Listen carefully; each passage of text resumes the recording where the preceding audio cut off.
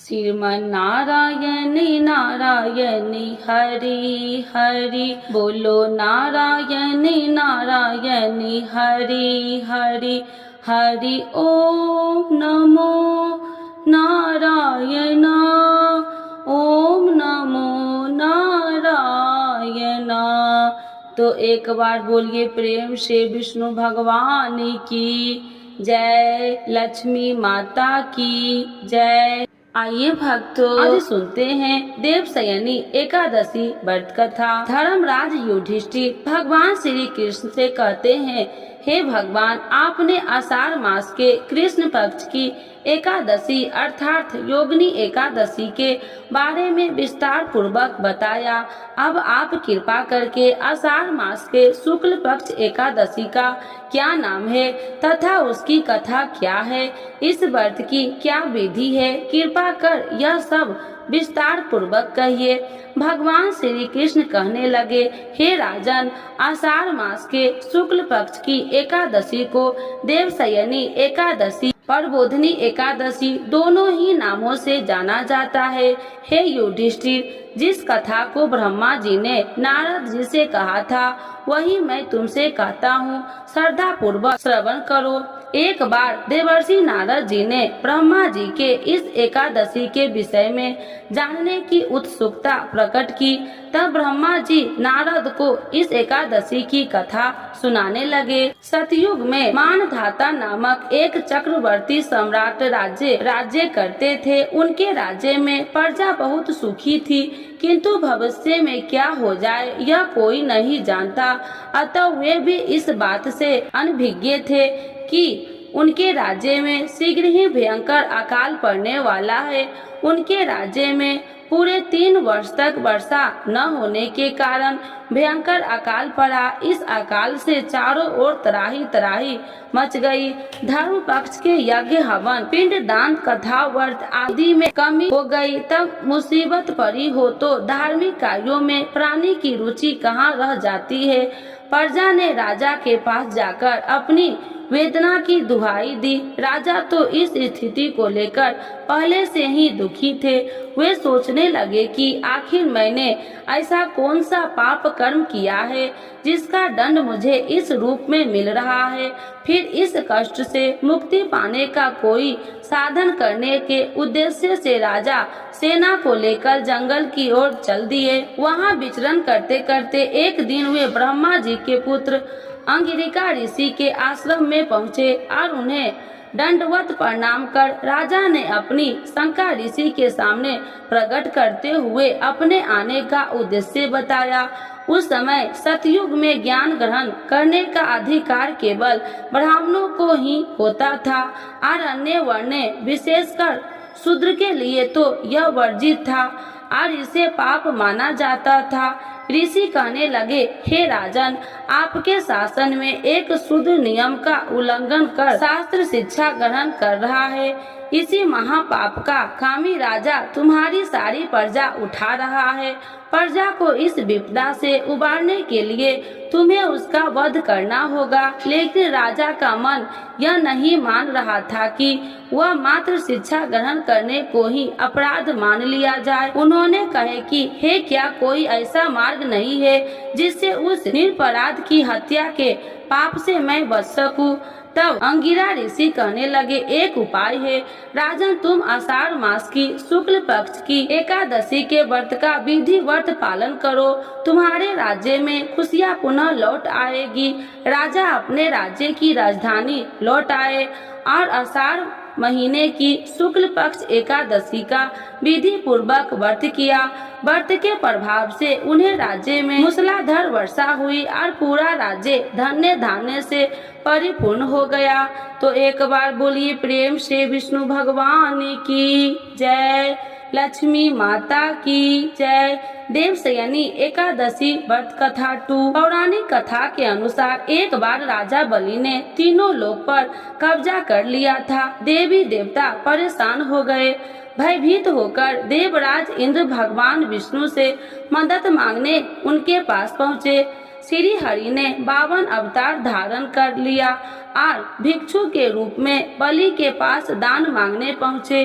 उन्होंने राजा बलि से 3 पग जमीन का दान मांगा, जिसमें वे पहले पग में वे समस्त दिशाओं सहित संपूर्ण पृथ्वी और आकाश को माप लेते हैं। दूसरे पग में उन्होंने स्वर्ग को नाप लिया और तीसरा पग रखने को कुछ भी विशेष न बचा तो बलि ने अपना शीश आगे करते हुए निवेदन किया कि हे प्रभु, अपना तीसरा पग मेरे सिर पर रखिए। राजा बलि ने दानवीरता देखकर भगवान विष्णु बहुत प्रसन्न हुए और बलि के इस दान और समर्पण से खुश होकर भगवान विष्णु ने बलि को पाताल का अधिपति बना दिया और वर मांगने को कहा। बलि ने भगवान से पाताल लोक में बसने की इच्छा जताई। भगवान विष्णु ने अपने भक्त बलि की इच्छा पूरी की और पाताल चले गए। भगवान के पाताल लोक जाने से सभी देवी देवता और देवी लक्ष्मी चिंतित हो गई।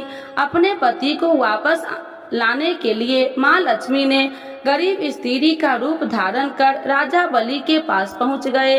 राजा बलि को राखी बांधकर देवी लक्ष्मी ने उन्हें भाई बना लिया और बदले में भगवान विष्णु को पाताल लोक से वापस ले जाने का वचन ले लिया। भगवान ने राजा बलि को निराश न करते हुए ये वरदान दिया कि वो हर साल आषाढ़ शुक्ल एकादशी से कार्तिक शुक्ल एकादशी यानी कि 4 माह तक पाताल लोक में योग निद्रा में निवास करेंगे। तो एक बार बोलिए प्रेम से विष्णु भगवान की जय, लक्ष्मी माता की जय। इस कथा के बिना अधूरी है एकादशी की कथा। तो सुनते हैं तुलसी माता की कथा।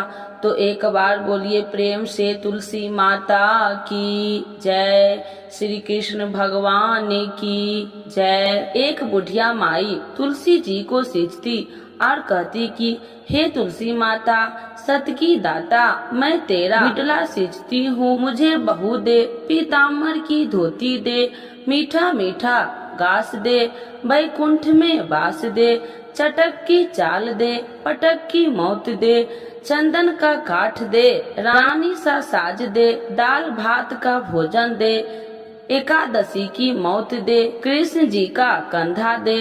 जब तुलसी माता यह बात सुनकर सूखने लगी तो भगवान ने पूछा कि हे तुलसी, तुम क्यों सूख रही हो? तुलसी माता ने कहा कि एक बुढ़िया रोज आती है और यही बात कह के जाती है, मैं सब बात तो पूरा कर दूंगी, लेकिन कृष्ण का कंधा कहाँ से लाऊंगी? तो भगवान बोले, जब वो मरेगी तो मैं अपने आप कंधा दे आऊंगा।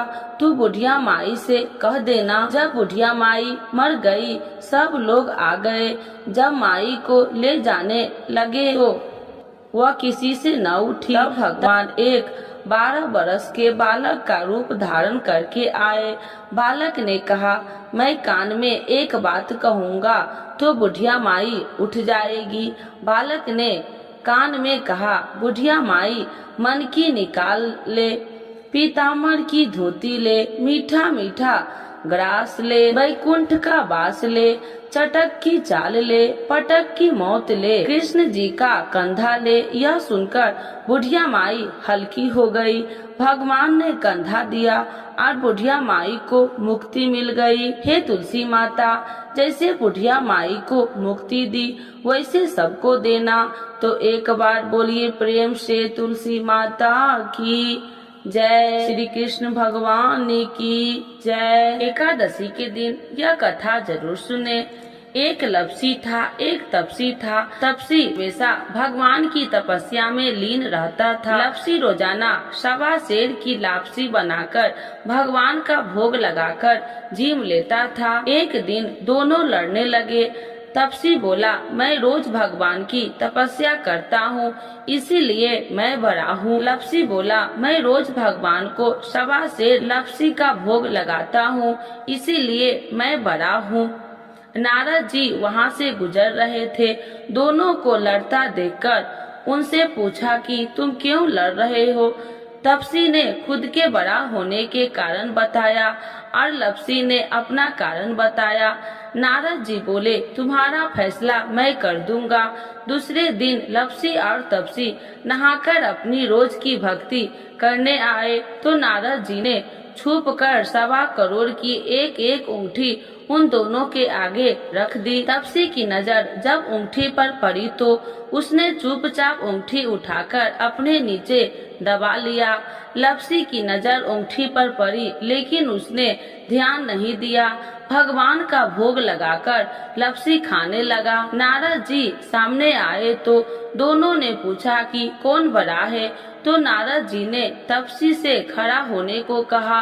वो खड़ा हुआ तो उसने नीचे दबी अंगूठी दिखाई पड़ी। नारद जी ने तपसी से कहा, तपस्या करने के बाद भी तुम्हारी चोरी करने की आदत नहीं गई, इसीलिए लपसी बड़ा है और तुम्हें तुम्हारी तपस्या का कोई फल भी नहीं मिलेगा। तपसी शर्मिंदा होकर माफी मांगने लगा। उसने नारद जी से पूछा, मुझे मेरी तपस्या का फल कैसे मिलेगा? नारद जी ने कहा, यदि कोई गाय और कुत्ते की रोटी नहीं बनाएगा तो फल तुझे मिलेगा। यदि कोई ब्राह्मण को भोजन करवाकर दक्षिणा नहीं देगा तो फल तुझे मिलेगा। यदि कोई साड़ी के साथ ब्लाउज नहीं देगा तो फल तुझे मिलेगा। यदि कोई दिए से दिया जलाएगा तो फल तुझे मिलेगा। यदि कोई सारी कहानी सुने लेकिन तुम्हारी कहानी नहीं सुनेगा तो फल तुझे मिलेगा। उसी दिन से हर व्रत कथा कहानी के साथ लपसी तपसी की कहानी भी सुनी और कही जाती है। तो एक बार बोलिए प्रेम से एकादशी माता की जय। देवशयनी एकादशी का महत्व। आषाढ़ मास के शुक्ल पक्ष की एकादशी को ही देवशयनी एकादशी कहा जाता है। इसी एकादशी से चतुर्मास का आरंभ माना जाता है। आषाढ़ महीने की शुक्ल एकादशी से लेकर कार्तिक महीने की शुक्ल एकादशी तक इसी अवधि में कोई भी शुभ कार्य जैसे विवाह आदि नहीं किया जाता है। इसी दिन से भगवान श्री हरि विष्णु पाताल लोक में शयन करते हैं और फिर 4 माह बाद उन्हें उठाया जाता है। उसी दिन को देवशयनी एकादशी कहा जाता है। इस बीच के अंतराल को ही चतुर्मास कहा गया है। देवशयनी एकादशी को देवशयनी पद्मनाभा शयनी तथा परबोधनी एकादशी भी कहा जाता है। एकादशी व्रत जब किसी कामना के लिए किया जाता है तो उसे काम में एकादशी व्रत कहते हैं। ऐसे व्रत धन संपत्ति संतान आयु स्वास्थ्य आदि की कामना से किया जाता है। यदि निष्काम भावना से यह व्रत किया जाता है तो उसे नित्य एकादशी व्रत कहा जाता है। इस व्रत में भगवान की भक्ति ही मुख्य होता है। पुराणों की व्याख्यात करने वाले ब्रह्मा जी श्री सूत जी महाराज से एकादशी के महत्व और उनसे संबंधित कथाओं का वर्णन किया है। उनके अनुसार इंद्रियों नियम यानी संयम करना आवश्यक होता है, इसीलिए इसे नियम भी कहते हैं। एकादशी व्रत के नियम पूर्वक बुद्धि निर्मल होने लगती है, विचारों में स्वत गुणों का आगमन होने लगता है, विवेक शक्ति आती है तथा सत असत का निर्णय स्वतः ही होने लगता है। देवशयनी एकादशी पूजन की सामग्री।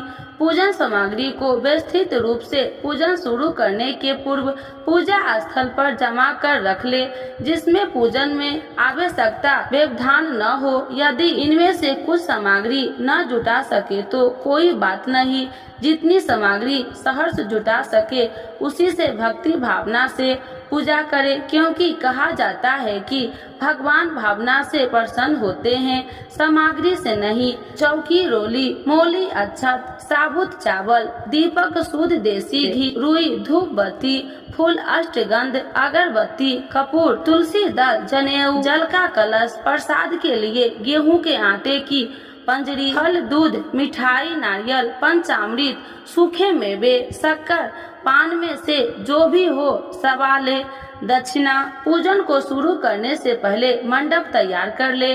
सबसे पहले पूजा के स्थान को साफ कर ले। अब पूर्व या उत्तर की ओर मुख कर बैठे।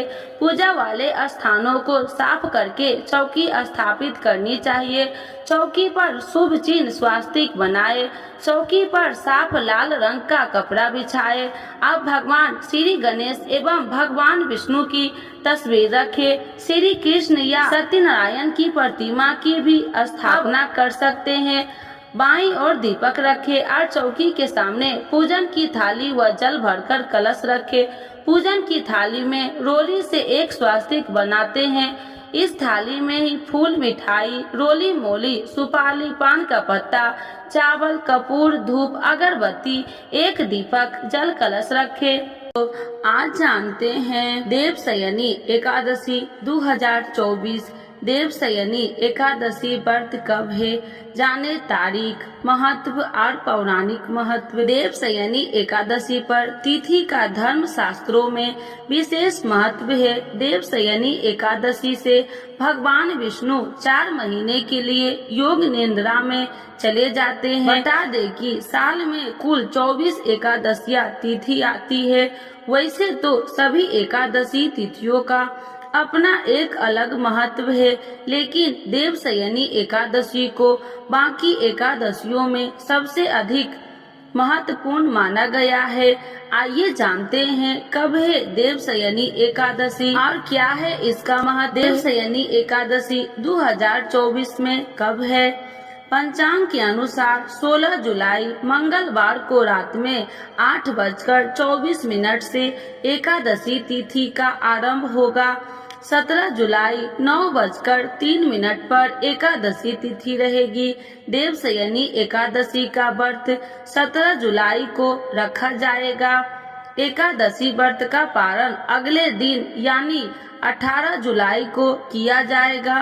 देवशयनी एकादशी का महत्व। देवशयनी एकादशी को लेकर पौराणिक मान्यता कहती है कि इस व्रत को करने से व्यक्ति को भगवान विष्णु की विशेष कृपा प्राप्त होती है, साथ ही सभी पापों का नाश होता है। इस एकादशी का व्रत करने से व्यक्ति को मोक्ष की प्राप्ति होती है। इसी के साथ देवशयनी एकादशी के दिन देवतागण भी व्रत रखते हैं और भगवान विष्णु की उपासना करते हैं। देवशयनी एकादशी के दिन से भगवान विष्णु 4 महीने के लिए योग निद्रा में चले जाते हैं और सृष्टि का ये भार भगवान शिव को सौंप देते हैं। देवशयनी एकादशी से ही चतुर्मास का आरंभ हो जाता है। इन 4 महीनों में कोई भी शुभ कार्य नहीं होते हैं, क्योंकि इन 4 महीनों तक मंगल कार्यों में भगवान विष्णु शामिल नहीं हो पाते हैं। इसीलिए शादी, मुंडन, गृह प्रवेश आदि जैसे मंगल कार्य इस दौरान आयोजित नहीं किया जाता है। देवशयनी एकादशी को लेकर विभिन्न मान्यता है कि जब भगवान विष्णु शंखचूड़ के साथ युद्ध करते हुए थक गए थे तो सभी देवताओं से भगवान विष्णु ने प्रार्थना की, आप आराम कीजिए और कुछ समय के लिए शयन में चले जाइए। भगवान विष्णु देवताओं की प्रार्थना पर 4 महीने के लिए योग निद्रा में चले गए। दूसरी मान्यता यह है कि भगवान विष्णु के राजा बलि को वरदान दिया था कि वह हर साल 4 महीने के लिए पाताल लोक में आकर वामन रूप में वास करेंगे। इसीलिए भगवान विष्णु योग निद्रा में चले जाते हैं, वामन रूप में पाताल में वास करते हैं। तो एक बार बोलिए प्रेम से विष्णु भगवान की जय, लक्ष्मी माता की जय। देवशयनी एकादशी माता की आरती। ओम जय एकादशी जय एकादशी जय एकादशी माता, विष्णु पूजा व्रत को धारण कर शक्ति मुक्ति पाता।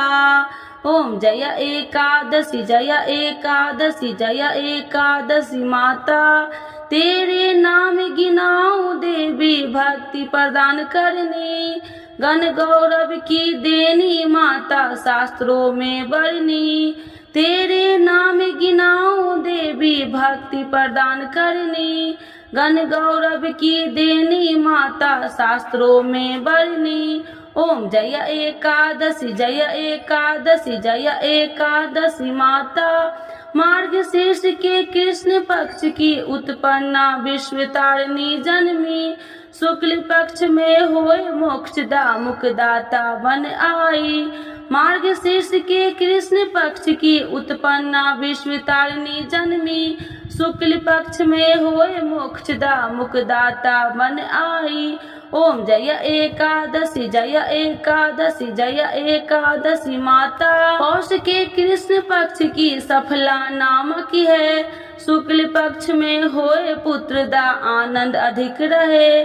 पौष के कृष्ण पक्ष की सफला नामक है। शुक्ल पक्ष में होए पुत्रदा आनंद अधिक रहे।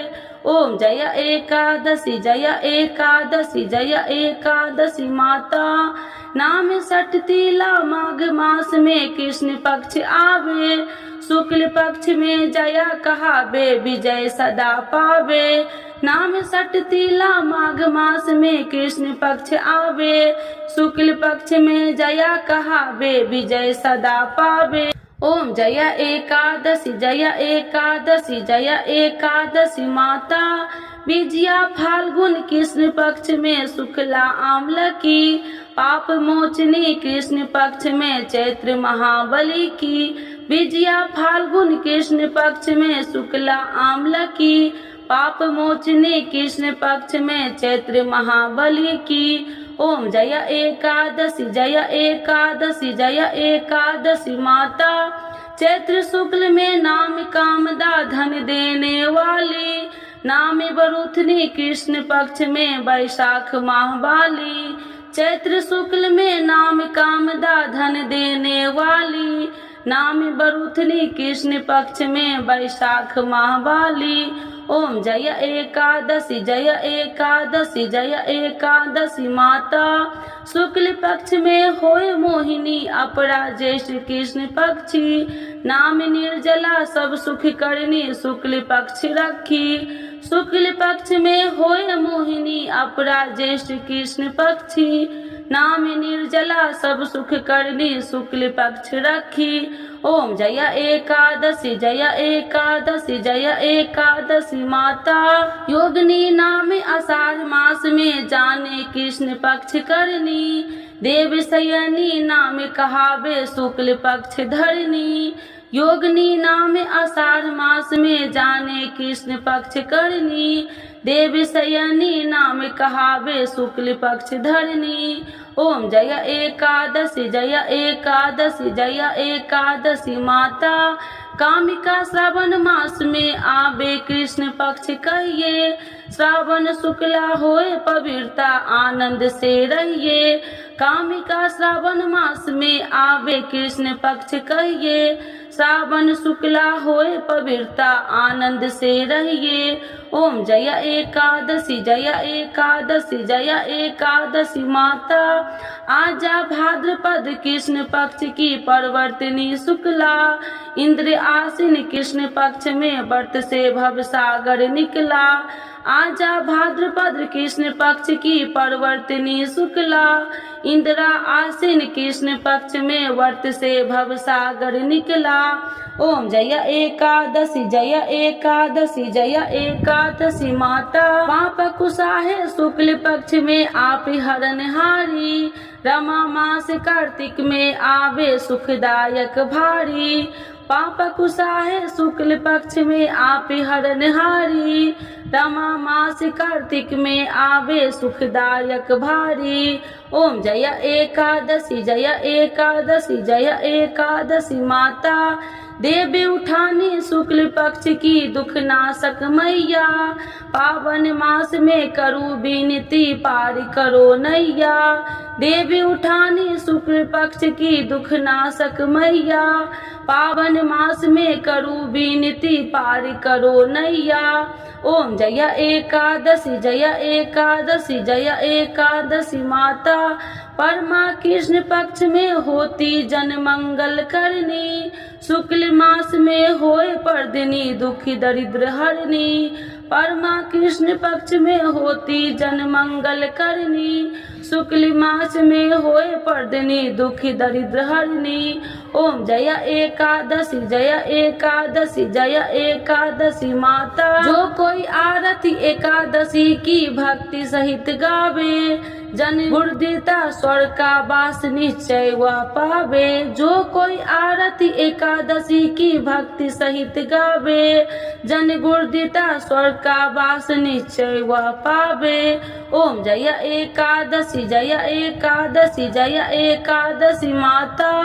विष्णु पूजा व्रत को धारण कर शक्ति मुक्ति पाता, शक्ति मुक्ति पाता। तो एक बार बोलिए प्रेम से विष्णु भगवान की जय, लक्ष्मी माता की जय, देवशयनी एकादशी माता की जय।